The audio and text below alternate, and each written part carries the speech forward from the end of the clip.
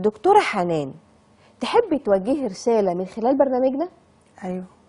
طيب حضرتك هتوجهيها لمين وهتقولي ايه؟ اولا هوجهها للقائد رئيس جمهوريه مصر العربيه، لان هو الراعي السيد رئيس جمهوريه مصر العربيه. تمام. السيد رئيس جمهوريه مصر العربيه السيد عبد الفتاح السيسي. تمام. حضرتك راعي مسؤول عن رعيتك. انا تمام. من الرعايه. بعت لحضرتك اكتر من فاكس. انا بقالي سنتين معيش فلوس اصرف على ولاد. معكيش فلوس؟ ما بتقبضيش؟ ما بقبضش. مين اللي اصدر قرار؟ دكتور غراب واقف مرتبي. على اي اساس؟ ما اعرفش. يعني حضرتك دي في لوائح قانون يعني بتنص على كذا عشان مرتبك يقف؟ ما فيش. حتى البنك الاهلي بعد ما انا بعت لهم انا التلغراف عشان يتصرفوا مع الجامعه يبعتوا لهم مرتب، لا بدل ما هم يعملوا كده فكوا حساباتي انا لاجل القرض اللي كان عليا الشخصي بضمان مرتب. اتفضلي حضرتك توجهي رسالتك للسيد الرئيس.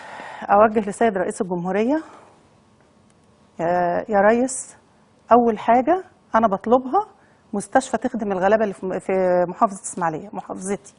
انا سيده من سيدات الاسماعيليه بطالب بحضرتك بمستشفى، وبمعنى اصح بطالب بالمستشفى التخصصي يرجع مستشفى طوارئ تاني، لان ده بفلوس اهل اسماعيليه مش بفلوس حد، من التبرعات، والارض نفقت حق انتفاع من محافظه الاسماعيليه، والاوراق موجوده لدى سياده المحافظ وموجوده لدى الشؤون القانونيه بالجامعه، ولو انا كذابه اتحاسب على الكلام ده. تمام. ده جزئيه. الجزئيه الثانيه يا ريس، انا المحكمه ادت لي حقي ان انا ارجع الشغل على ما يترتب عليه من اثار. انا عايزه ده الحكم يتنفذ، لكن في اهم من الحكم، انا ليه اتضربت بالشلوط في قلب جامع قناه السويس؟ يعني حضرتك السيد رئيس الجامعه مش عايز ينفذ حكم لا. القضاء، وخدوني من الجامعه للقسم 7 ايام بدون قضيه. طلعت من القسم لقضيه